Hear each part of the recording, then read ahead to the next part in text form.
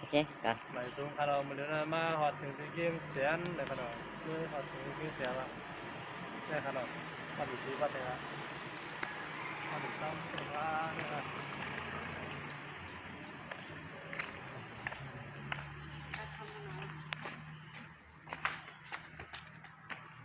ในขนาดเกียงเสียนลานต้องเกียงเสียนวัดลานต้องเกียงเสียนฟังดีเลยนะ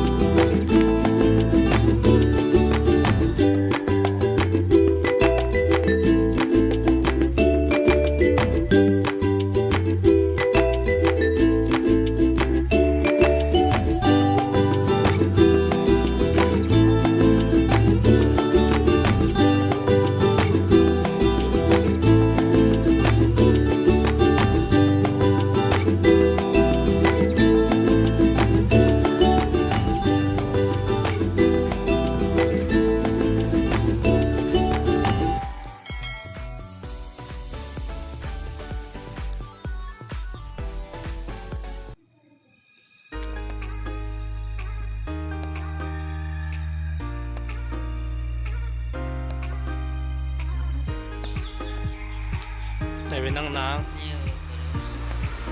เดี๋ยวนะจะเห็นยาวเลยนะสีหันเยอะเลย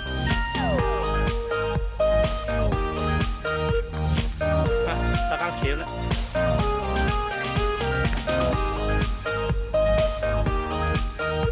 เดี๋ยวนะไม่อยู่เลย